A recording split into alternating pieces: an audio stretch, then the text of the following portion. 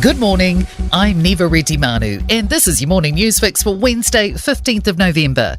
In this update, Christopher Luxon and David Seymour have touched down in Auckland ahead of a meeting with Winston Peters today. The three leaders had been expected to meet in Wellington yesterday for coalition talks, but Peters never arrived.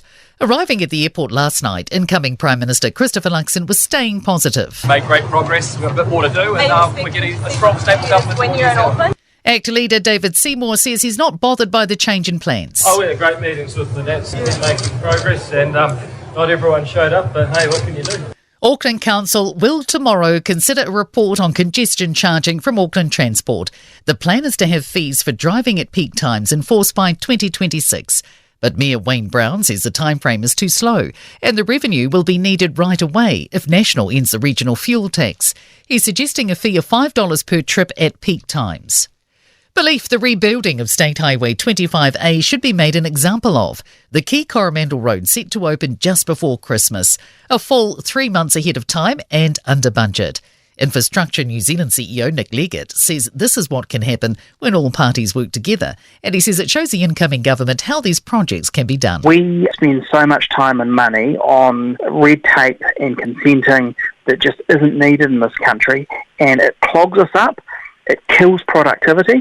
A blow for the Ministry of Health, with former Director General of Health Ashley Bloomfield's fluoridation orders ruled unlawful by the High Court. He directed 14 councils to fluoridate some or all of their drinking water supplies in July last year.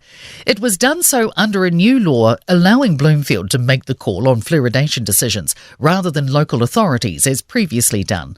A preliminary decision has ruled those orders contained a procedural error. That specific consideration wasn't given to the Bill of Rights Act. It means the orders could be set aside or returned to the Ministry of Health for reconsideration before a hearing on the broader issue next year. Travel is a top priority for Kiwis, although many face heightened anxiety about going abroad post-pandemic. Data from insurance company Allianz shows 87% of people intend to travel within the next year. While a third are concerned about catching COVID, they're most worried about cancelled or delayed flights or lost luggage. Chief Sales Officer David Wallace says these anxieties have changed how many are choosing to travel. He says 1 in 5 are getting to the airport earlier, while about 10% more people now fly with carry-on luggage only. In sport, New Zealand Rugby's community boss Steve Lancaster has confirmed their ruling extension about below-the-sternum tackling in the grassroots game for next season came down to player safety. A storm in the Bay of Bengal is threatening to disrupt and potentially curtail the South Africa-Australia World Cup cricket semi-final tomorrow night. Fine weather is forecast for the New Zealand-India fixture in Mumbai tonight. And Stefanos Tsitsipas has retired with an injury after 3 games of his second match at the ATP tennis finals, handing Holger Rune victory. I'm Neva Retimanu. That's your latest news fix, and we'll be back with the next update at midday from the Newstalk ZB newsroom.